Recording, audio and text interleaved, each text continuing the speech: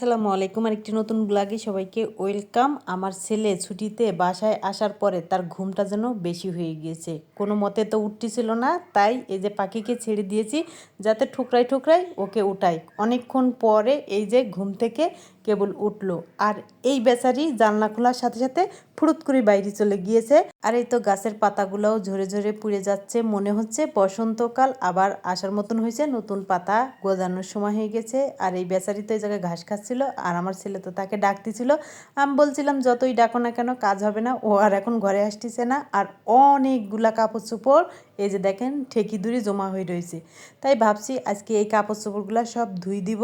খালি কি এইগুলা, এই বালতির ভিতরে কিছু কাপড় চোপড় আছে এই যে দেখেন, তারপরে এই যে বাথরুমের বালতিতেও কিছু কাপড় চোপড় আছে, এগুলা সব ভিজাই রাখি। তারপরে এই যে ছেলেকে ডিম আনতে বলছি, প্রথমে এক হালি আনছে, তারপর পরে যাই আবার দুই হালে আনছে। তাই আমি ডাক দিয়ে বলতেছিলাম আসলে কি তোমার চোখের থেকে ঘুম গিয়েছে না এখনো যাই নেই? এই যে দুইবার করে ডিম আনলা তুমি, তোমার কি কষ্ট হলো না? বললো কি যে না, সকালে একটু হাঁটাহাঁটি করা লাগে। দেখেন দেখেন কি বুদ্ধি তার। এমন না কিন্তু সে ফজরের নামাজ পড়ি কোরআন তেলাওয়াত করি তারপরে কিন্তু ঘুমাইছে, এই জন্য একটু দেরি করে ঘুম থেকে উঠছে। তাতে কোনো আমার আফসোস নাই, কারণ যেহেতু মাদ্রাসায় ঘুমাইতে পারে না, বাসায় আসলে যদি একটু না ঘুমায় তাহলে কেমনে হবে।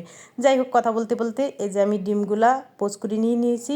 এখন এই যে সুন্দর করে প্লেটটা সাজাই দিলে কি হয়, বাচ্চারা খেতে কিন্তু অনেক স্বাচ্ছন্দ্য বোধ করে আর অনেক ভালো লাগে তাদের কাছে, যে এত সুন্দর করে আম্মু সাজিয়ে দিছে তাহলে তো সব খেতে হবে।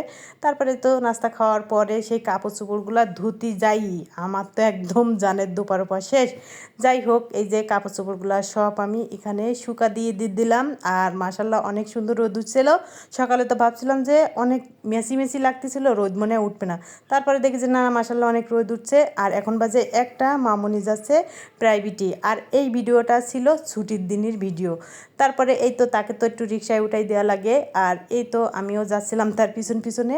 আর আজকের একটা ভালো জিনিস কি জানেন, সাথে সাথে রিক্সা পেয়েছে। এই জিনিসটা আমার মাঝে মাঝে যে সময় সাথে সাথে রিক্সা পাওয়া যায় আমার কাছে খুবই ভালো লাগে। এই তো তাকে চলে গেল, তাকে আল্লাহ হাফেজ বলে দিয়ে আমি তো এই যে রুমে আসলাম। আর এখন হলো তাকে আলু ভাজি করে দেওয়া লাগবে। সে আলু ভাজি খেতে যে কি পছন্দ করে তা বলার মতন না।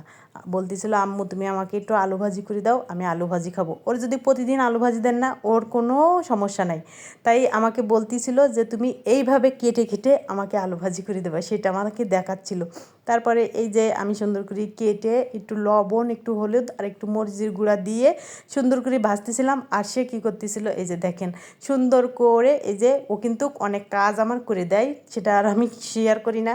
এই যে কম্বলটা সুন্দর করে গুছাচ্ছিল। যাই হোক, এই তো দুপুরে খেতে দিলাম। এখানে মুরগির মাংস আছে, কিন্তু সে মুরগির মাংসতে ভাত খাবে না, শুধু আলু ভাজিতে খাবে। আর আলু ভাজি করে দেওয়াতে দেখেন কত খুশি হয়ে গেছে। বাচ্চারা খুশি থাকলে মারাও খুশি থাকে। যাই হোক, এই তো নামাজ কালাম পুরি বাসায় আসছে। আর আমার ভিডিওটা কীরকম যাতে দেখছেন অবশ্যই কমেন্টে জানাবেন, ভালো লাগলে একটা শেয়ার করে দিবেন।